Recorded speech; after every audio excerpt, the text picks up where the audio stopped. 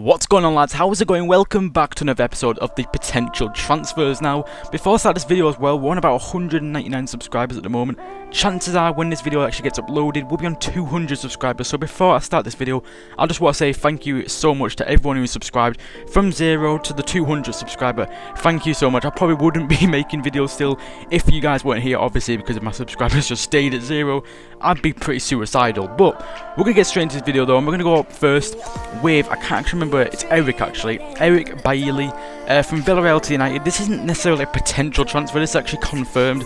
But when I was actually doing this video, I wasn't sure whether it was actually confirmed, so I put it in there, and I just found out that it is actually completely confirmed. £30 million he has actually gone to United for, which it sounds pretty expensive, and it sounds like one of them transfers, like Herrera and like quite a lot of United players, is going to be overpriced, but hopefully this guy can actually end up proving that price tag is worthy, and hopefully he can be a pretty good player. And just for the fact that he's going to United, a Premier League team and everything, it's a big transfer. I think he will go from a 77 to an 81. If it was a smaller transfer fee, like a 10 to 15 million, maybe he might only go up to like 79 or 80, but I have put him at 81 just because the transfer fee is quite big actually for such a young player. Now, getting to the next signing, we have got Aubameyang to Manchester City, and there's been quite a lot about this recently. It's been coming up every now and again. He was linked to Arsenal, even Chelsea at one point, but Man City is who he's linked with at the moment. And for FIFA reasons, it would be a very, very good signing. I mean, as you can see there, 96 pace. If you had Walcott on the right wing, Aubameyang with 96 pace in the middle, and like maybe Depay, if he's not completely shit next FIFA after his poor season, maybe him on the left, it would be a really, really good front three.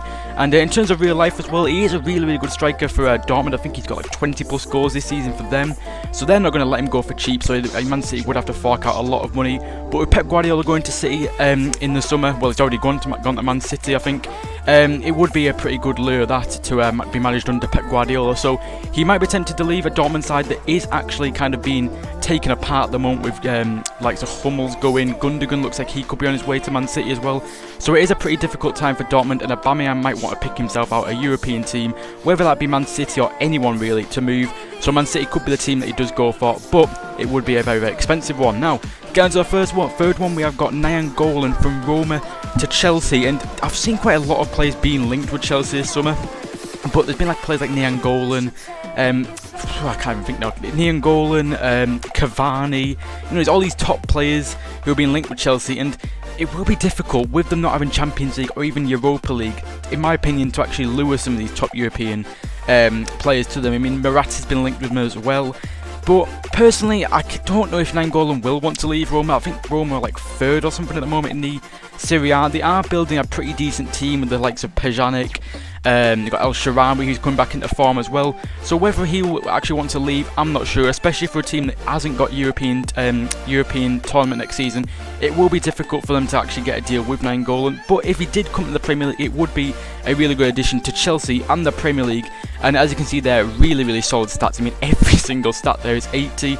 Well, it might be 80, it might have a few stats that don't go up or something, but it would be a really, really solid card in FIFA. And I do really rate Nainggolan in real life. He is a really, really good player, and he would be a pretty good signing if Chelsea managed to pick him up.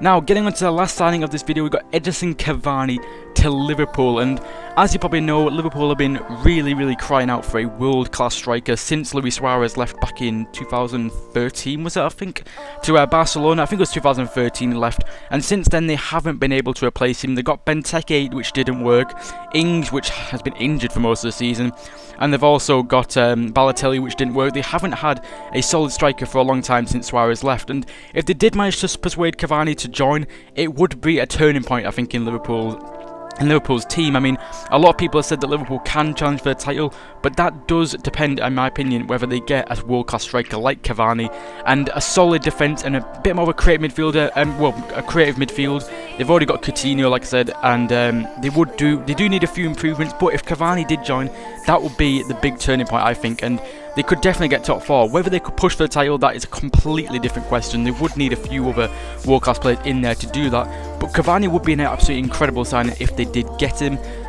Would cost them a lot of money. I think it was around like 50 to 60 million pounds, so they would have to break the bank to get this guy, but it would be a absolutely fantastic signing if Liverpool managed to do that. and unfortunately, as a United fan, would see them probably challenge for the top 4 and get back to nearly being get back to being the Liverpool that they used to be, which would be an absolute pain as a United fan. But hope you guys have enjoyed this video. If you do agree or disagree with any of these signings or potential transfers, in exception to Bailey, who's already signed, then be sure to put them in the comments down below, and I'll be sure to check them out. And pretty awesome. So hope you guys enjoyed. If you have, then be sure to like button down below, and don't forget to subscribe, guys. And I'll see you guys next time. See you later.